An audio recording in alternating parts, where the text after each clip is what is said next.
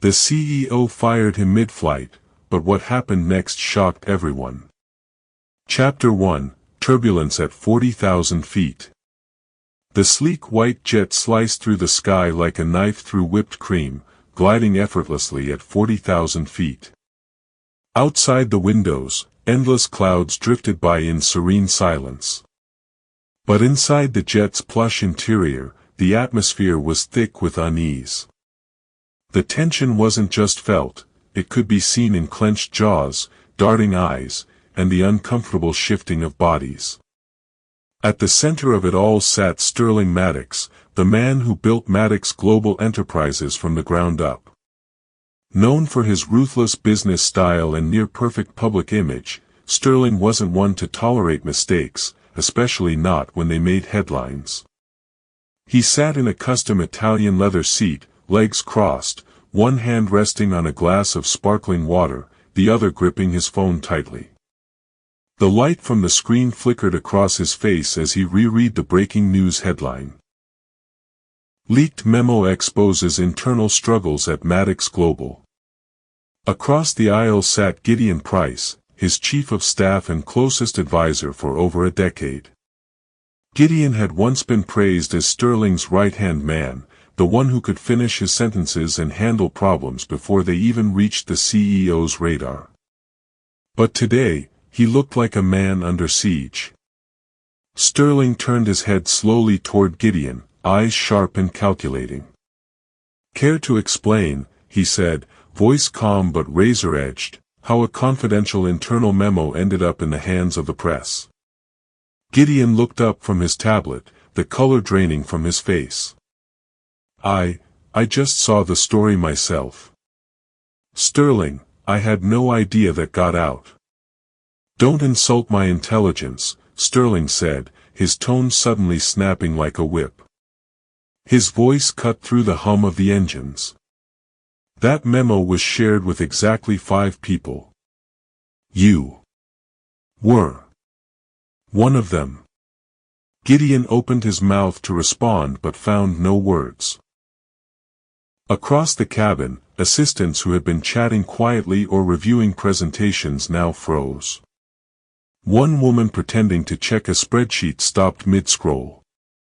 The flight attendant, who had been carefully pouring champagne into a tall glass, hesitated with the bottle still tilted, eyes flicking toward the confrontation. "I've given you everything, Gideon," Sterling continued, his voice lowering but growing heavier with each word. "Everything. Access. Trust. Power. And this is how you repay me." Gideon finally found his voice. "Sterling, I would never leak something that sensitive. That memo was about the acquisition strategy. We both know how high the stakes were." Sterling leaned forward, elbows on his knees, staring at Gideon like he was a stranger. "Exactly. Which is why I can't afford to have people near me who treat our reputation like it's disposable." "It wasn't me," Gideon said, a hint of desperation now creeping into his voice. "You've known me for 10 years. You know I would never go behind your back." Sterling held up a finger. "Stop.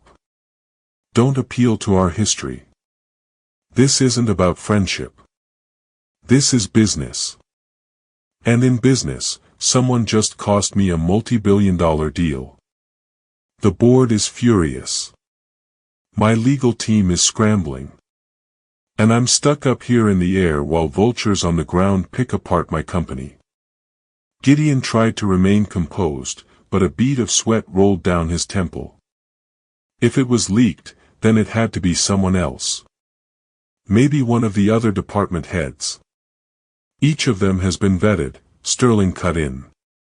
"I've already had legal comb through their communications. Nothing suspicious." He leaned back again, running a hand through his thick, graying hair. "You're the only one who hasn't offered any explanation, other than wide-eyed denial." "I don't have an explanation because I don't know how it got out," Gideon insisted. "But that doesn't mean I did it." Sterling stared at him for a long, uncomfortable moment, then turned to one of his aides sitting in the corner. Ellen, pull up Gideon's last 5 email logs. I want to see who he's been forwarding documents to. Ellen hesitated, clearly caught between orders and personal loyalty. Yes, Mr. Maddox, she said softly, already typing. Gideon turned toward her. Wait, are you serious? You're having my emails searched now? You bet I am, Sterling said without hesitation. This isn't personal, Gideon. It's damage control. You don't trust me anymore. I trust results, Sterling replied. And right now, the results point to betrayal. For a moment, there was silence. Only the soft hum of the jet's engines filled the space between them. Sterling, Gideon began, his voice lower now. We've been through crises before. You know I'm loyal to you. Let me help fix this. Sterling raised an eyebrow.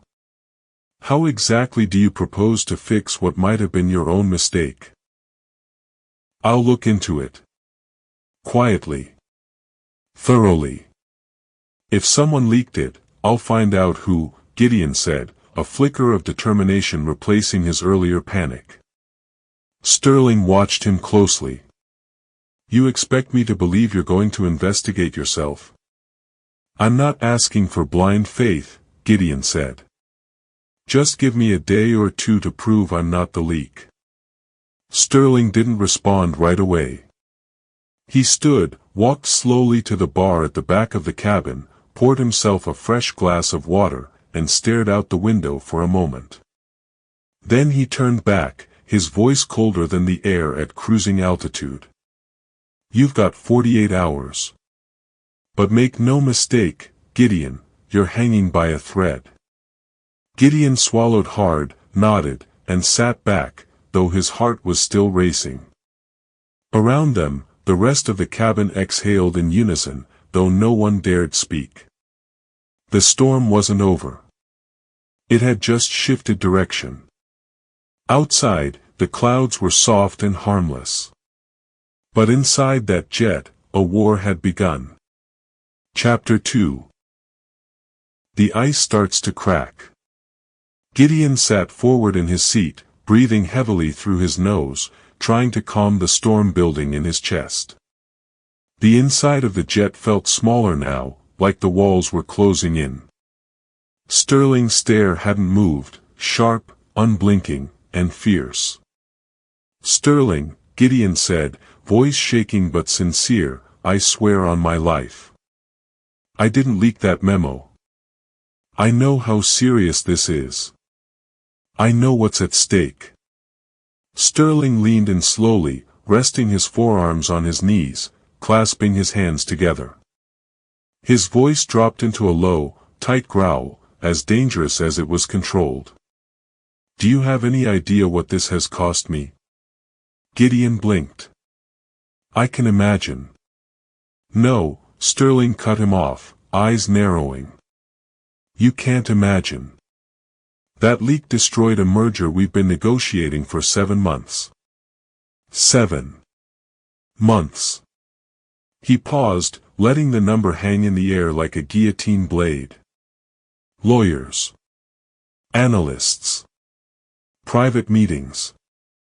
Backdoor conversations. All wasted. All gone. He leaned in even closer, his voice barely a whisper now. Do you know what that means? Hundreds of hours. Millions of dollars. Strategic partnerships I built brick by brick, now shattered. Because someone ran their mouth. Gideon's hands, resting on his knees, began to tremble slightly. He pressed them together, trying to stay composed. I've been loyal to you for a decade. 10 years. Day and night. I don't take vacation, I don't clock out at 5, and I've never once put myself before the company, or you. Sterling didn't move. Then give me another explanation. The words were like a hammer falling. They echoed in the tense silence. Gideon looked down, racking his brain, trying to summon something, anything, that could point the blame elsewhere. Then, a memory surfaced. There was something, Gideon murmured, his voice hesitant. Sterling tilted his head, suspicious. What do you mean, something? I heard someone talking in the break room yesterday, Gideon said slowly, cautiously. The new junior analyst. Max Keller. He was chatting with one of the marketing interns. I wasn't really paying attention, but he said something weird. What did he say? Sterling demanded. Gideon hesitated. He laughed and said, the boss is going to flip when he sees tomorrow's headlines. I thought it was just dumb office gossip. Young guys trying to sound important. I didn't think he meant anything. Sterling's brow furrowed. He stood abruptly and walked a few steps toward the bar, then turned sharply on his heel.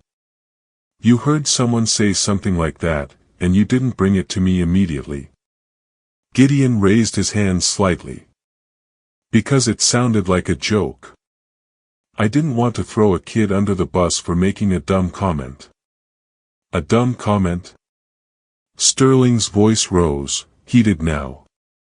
Gideon, that dumb comment could have been your clue. That was your opening to stop this before it happened. I didn't know he had access to the memo, Gideon said quickly. He's low level. I figured there was no way. That's the problem. Sterling snapped. You figured. You assumed. Instead of acting, you gave him the benefit of the doubt, and now I'm the one cleaning up the mess. Gideon leaned forward. Sterling, I wasn't protecting him. I just didn't want to accuse someone without proof. Sterling rubbed his temples, frustration pouring off him in waves. Proof or not, the damage is done. The press has the memo. The stock dropped 5 points this morning. I've got investors breathing down my neck. Gideon fell silent, his shoulders sinking under the weight of it all. He could feel Sterling pulling away from him, brick by brick, wall by wall, everything they'd built cracking at the foundation. I should have told you, Gideon admitted. That's on me. I didn't think he mattered. Sterling narrowed his eyes. In my company, everyone matters. Especially the ones no one's watching. He turned and paced the length of the cabin slowly, his footsteps soft against the carpet but his presence towering. You know how I built this empire, Gideon. Gideon looked up. By being relentless. Exactly, Sterling said. Relentless about every detail. Every person. Every risk. He turned to face Gideon again. And now the world thinks Maddox Global is bleeding from the inside. All because you didn't listen closely enough to a whisper. Gideon's lips parted, but no words came. Sterling folded his arms across his chest. You're on thin ice. And it's cracking by the second. I can fix this, Gideon said, gripping the armrest. Let me prove it wasn't me. Let me find out if Max had anything to do with it. Sterling didn't respond immediately. He studied Gideon for a long beat, eyes cold, unreadable. You've already lost the right to ask for trust, he said flatly. I'm not asking for trust, Gideon replied, his voice steadier now. I'm asking for a chance. Sterling stared at him for a moment longer, then turned away again, muttering, a chance, that's more than the merger got. He poured himself another glass of water and took a long, slow sip. The silence stretched. Gideon stayed seated, watching him, heart thudding in his chest, knowing that one more misstep could send his entire career crashing into the sea. Finally, Sterling spoke, not turning around. "If Max Keller's name comes up in any of the digital trails, emails, messages, anything, I'll expect you to handle it. Quietly. Thoroughly. No mistakes." Gideon nodded. "Understood." Sterling glanced back over his shoulder. "And Gideon?" "Yes. One more slip, and you're out. For good." Gideon didn't respond. He just nodded again, slower this time, the weight of Sterling's words sinking in like frost into the floor. Thin ice, indeed. Chapter 3, Mid-Air Judgment. The jet cabin was still tense, the air thick with unspoken blame and disbelief. Sterling Maddox, powerful and intimidating in his dark tailored suit, sat in silence for only a moment longer before suddenly pushing himself up from his seat. His movement was sharp, deliberate. He stood tall in the aisle, his voice echoing through the cabin like a hammer. "Gideon," he said, his tone flat and final. "Pack your things. You're done." The words hit like a punch to Gideon's chest. His ears rang. He blinked, stunned, unsure if he heard right. "Wait, what?" he asked, his voice shaky. "You're firing me? Mid-flight?" Sterling didn't flinch. "Yes. Right here. Right now." There was an audible gasp from one of the assistants in the back of the cabin. No one dared say a word, but all eyes were now fixed on the confrontation playing out in front of them. Gideon leaned forward, his heart thudding hard in his chest. "Sterling, come on. You can't be serious. After everything we've been through?" Sterling turned to face the rest of the cabin staff, his assistants, aides, and flight crew. "Let this be a lesson," he said coldly. "Loyalty isn't a speech. It's a behavior. It's action. Not just words." No one responded. No one moved. The silence was total, broken only by the low hum of the engines and the faint clink of a glass rattling on the counter as the jet moved through a soft patch of turbulence. Gideon stood slowly. His hands were raised, not in surrender, but to steady himself. His voice cracked as he spoke. "Sterling, please. I made a mistake not telling you sooner about what I heard from Max. But I swear, I didn't betray you." Sterling's eyes narrowed. He stared at Gideon for a long moment, and in that time, the temperature in the cabin seemed to drop a few degrees. The air between them was frozen, filled with years of shared history, now dangerously close to collapsing. "I trusted you," Sterling said, quieter now. "More than anyone else. I let you into every room. Every deal. Every private conversation. You were supposed to be the person who had my back, not the one I had to second-guess. I do have your back," Gideon said, taking a step forward. "I didn't leak that memo, and I'd never sabotage your work. I've given 10 years of my life to this company, and to you." Sterling remained still, eyes locked on Gideon.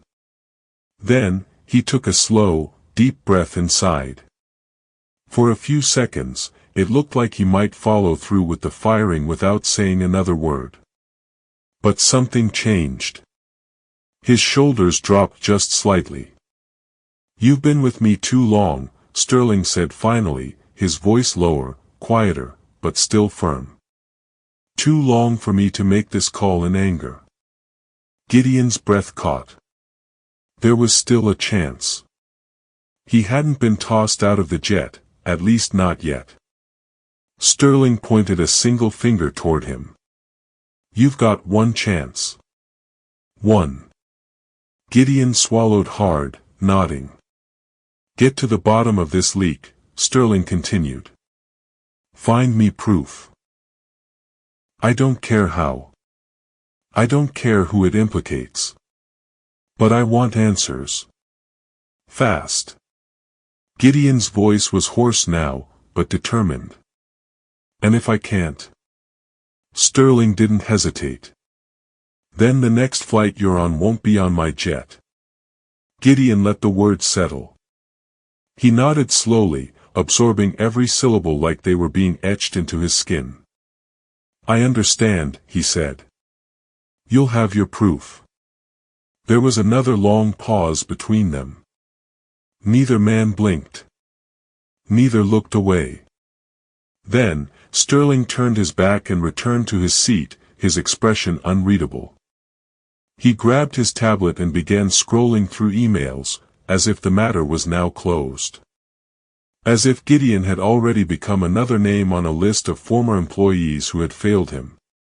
Gideon remained standing in the aisle for a moment longer, his thoughts racing. He could feel every pair of eyes on him. No one spoke, but the weight of their stares was heavy. Embarrassment burned in his chest. But deeper than the shame was something else, resolve. He walked back to his seat, sat down, and quietly opened his laptop. If Sterling wanted answers, he would get them. Gideon didn't know if Max Keller was truly behind the leak, but he knew where to start looking. This wasn't just about saving his job anymore. It was about saving his name. His loyalty. His legacy. The engines roared on in the background, oblivious to the firestorm that had just erupted in the sky. Chapter 4, Descent into Consequences. The seatbelt sign blinked on as the jet began its smooth descent into Miami. Outside the windows, the sky was streaked with orange and pink, the sun setting on what had been a long, tense flight. But inside the cabin, there was no peace. Not for Gideon. He sat stiffly in his seat, a tablet resting in his lap, his fingers hovering above the screen. His mind raced with questions, possibilities, and one clear goal. Find out if Max Keller, the new junior analyst, had leaked the confidential memo that nearly destroyed Sterling Maddox's deal. Gideon's eyes scanned through internal emails, calendar meetings, and staff directories, mentally retracing the chain of access. The memo had only been shared with 5 people, and somehow, it still ended up in the hands of the press. He had to find the gap, the breach, and fix it, fast. Across the cabin, Sterling sat with his legal advisor, Janice Wu, speaking in a hushed but serious tone. His posture was rigid, his face unreadable. I want everything Max has touched in the last 72 hours, Sterling said, voice low but firm. His laptop, his phone, his office messages. Pull the security footage if you need to. I want to know who he's been talking to and what he's sent. Janice nodded, already tapping notes into her device. I'll have IT and compliance start tonight. We'll get a data image of all his devices before he even walks in tomorrow. Sterling didn't reply. He just stared at the folder in his lap, lips pressed into a thin line. From his seat, Gideon caught the exchange. The words weren't meant for him, but the message was clear, the walls were closing in on Max. Gideon knew he had to move first, before Sterling's legal team did. If Max was guilty, Gideon needed to be the one to bring the proof. If not, he had to clear himself before Sterling made up his mind permanently. He closed his tablet and stood up. The movement caught Sterling's attention. Gideon walked slowly across the cabin aisle, each step deliberate. He paused in front of Sterling, who looked up at him with a guarded expression. If Max is guilty, Gideon said evenly, I'll bring you hard proof within 48 hours. Sterling tilted his head slightly. And if he's not? Gideon didn't blink. Then I'll prove I'm not the leak. Either way, I'll give you answers. Sterling's gaze didn't waver. He leaned back in his chair, eyes fixed on Gideon like he was measuring every word, every breath. And if you don't? Sterling asked quietly. Gideon's jaw tightened. He knew the weight of the question. It wasn't just about finding the truth. It was about his future, his reputation, and the 10 years of loyalty he had given to this company.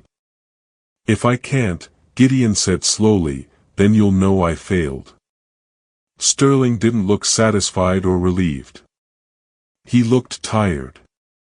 Worn out from betrayal, disappointment, and pressure from the outside world. He looked away for a moment, then back at Gideon. I don't want promises, Gideon, he said flatly. I want results. Gideon nodded once, firmly. You'll get them. There was a long pause.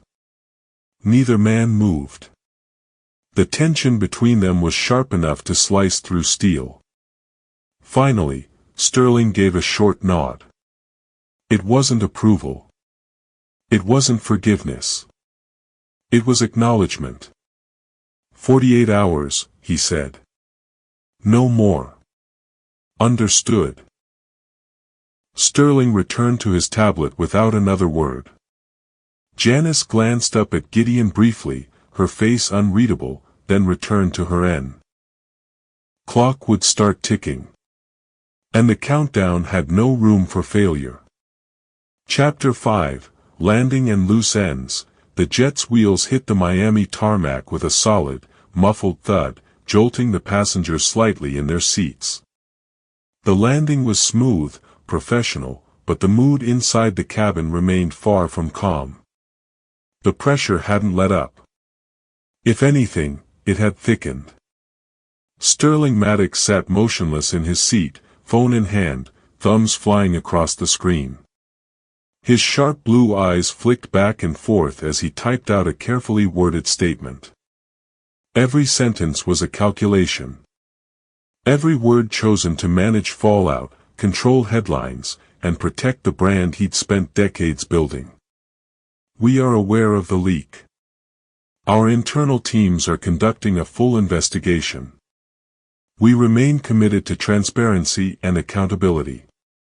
He stopped, read it again, then deleted the word transparency. It sounded too soft. Too exposed. Behind him, Gideon Price sat near the window, watching the palm trees and terminal buildings blur past as the plane taxied. But his thoughts weren't on the view. His mind was racing. He wasn't looking at scenery, he was visualizing every piece of the company's infrastructure. IT. Security. Internal communications.